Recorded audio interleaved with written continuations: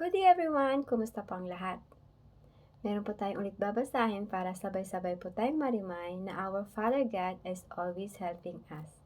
Mababasa po ito sa Psalm chapter 68 verse 5. A father to the fatherless, a defender of widows, is God in His holy dwelling. Ang Panginoon po ang tagapagtanggol ng mga byuda. At ang Panginoon din po ang nag-aalaga sa mga nauulila. Pamilyar po ba kayo sa life of Jesus nung time na nandito pa po siya sa mundo? Di ba po, maraming tinulungan si Jesus. Tinulungan ni Jesus yung mga taong nagugutom, yung mga taong nahihirapan po sa kanilang mga karamdaman, at marami pa pong iba. Ganon din po sa buhay natin, sa panahon natin ngayon. Kapag tayo po ay tumawag sa Panginoon, ay agad-agad po niya tayong tutulungan. Sino po bang naka-experience sa buhay niyo na tinulungan kayo ni Father God? Share ko lang po ng konti ang experience ko po. Na-experience ko po yung pagkilos ni Father God sa buhay ko. Lalo na po nung time na down po ako at hindi ko po alam kung sino ang lalapitan ko at sino ang tutulong sa akin. Actually po, favorite naman po ako ng parents ko, lalo na sa papa ko, pero hindi ko po na-experience yung pinaramdam ng Panginoon sa buhay ko.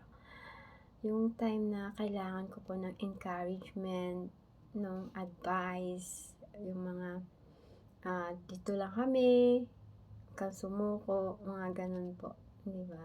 Napakaganda kapag napaka-supportive yung father mo sa mundo.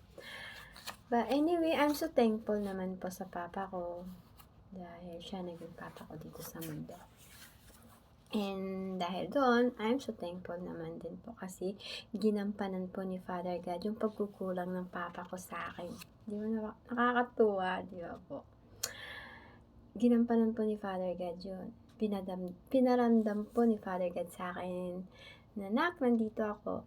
Kaya mo yan." In-encourage niya po ako na kayanin ang mga trials ko. Sabi niya, "Hindi kita iiwan, kasama mo ako sa iyong trials, sa struggle." At hindi pa ako nagkamali and I'm so thankful kay God dahil ginaid niya ako, in-encourage niya ako, dinirect niya yung landas na tinatahak ko po, at binigyan niya ako ng lakas para harapin ang mga struggle sa buhay and pain. Di ba? Nakakatuwa. Yun po. Kaya, kung ano man ang situation mo ngayon, kung ano man ang nararamdaman mo ngayon, talk to God. He always listen to you. At nag-aantay lang siya na kausapin mo siya. Nag-aantay lang siya na hihingi ka ng tulong sa Kanya. Willing siyang makinig sa kabila ng ating pagkukulang, sa kabila ng ating pasaway, no? Kasi hindi naman tayo perfect na tao kasi nandito tayo sa mundo. Sa kabila lang tayo ay makasalanan. Handa siyang makinig at handa niya tayong tulungan. Yun lang po at good night everyone. Thank you.